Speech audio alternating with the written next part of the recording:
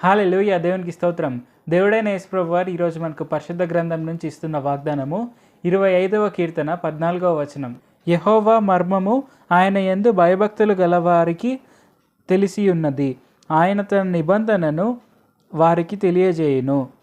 So ఈరోజు వాగ్దానం కనుక మనం చూసుకుంటే ఇక్కడ మనం క్లియర్గా చూసుకునవచ్చు. మనము మొదటిసారి బైబిల్ చదివినప్పుడు మనకు ఒకలాగా అర్థమవుతుంది. అదే మనం రెండోసారి చదివినప్పుడు మనకి ఇంకోలాగా అనిపిస్తుంది. సో అలాగ మనం చదువుతూ ముందుకు వెళ్తున్నప్పుడు, మనం రోజు బైబిల్ చదువుతూ, మనం రోజు ఆయనతో సమయం గడుపుతున్నప్పుడు మనకు బైబిల్ అనేది చాలా కొత్తగా అనిపిస్తూ ఉంటుంది. మనం చదివే ప్రతిసారి మనకు ఏదో ఒక కొత్త డీటెయిల్ తెలుస్తూనే ఉంటుంది.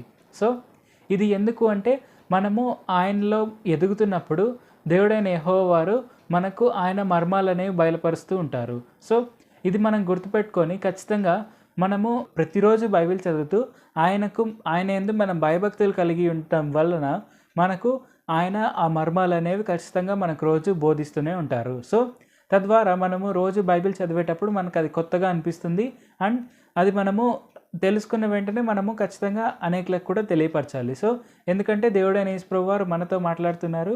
అండ్ మనము అది ఖచ్చితంగా అనేకులకు తెలియపరచాలని కూడా ఆయన ఆశిస్తున్నారు. ఆయన ఖచ్చితంగా రోజు చూస్తారు కూడా, ఎక్స్పెక్ట్ కూడా చేస్తారు. సో తప్పకుండా మనము ప్రతిరోజు బైబిల్ చదువుతూ ఆయన యందు భయభక్తులు కలిగి ఉంటూ ఆయన మనకు బోధించే ప్రతి ఒక్క మర్మాన్ని మనము అనేకులకు తెలియపరుస్తూ ఆయన సువార్తను అనేకులకు తెలియపరుస్తూ ముందుకు సాగాలి. సో ఇది మనకు చాలా చాలా ఇంపార్టెంట్ థింగ్. ఖచ్చితంగా అలాగ అందరూ చేస్తారని భావిస్తున్నాను. సో అలాగ రోజు బైబిల్ చదివే వారితో అండ్ ఆయనకు సువార్తను అనేకులకు తెలియపరిచే వారితో ఆయన నిబంధన కూడా చేసుకుంటున్నారు. ఏంటంటే ఖచ్చితంగా మనం రోజు ఆశీర్వదింపబడతాము. మనము అత్యంత గొప్పగా ఆశీర్వదింపబడుతూ మనము అనేకులకు వెలుగుగా ఉంటాము. అండ్ మనము ఆశీర్వాదకరంగా కూడా ఉంటాము. ఎందుకంటే దేవుడైన యేసుప్రభు వారు అలాగా నియమించారు కాబట్టి. ప్రార్థించుకుందాం.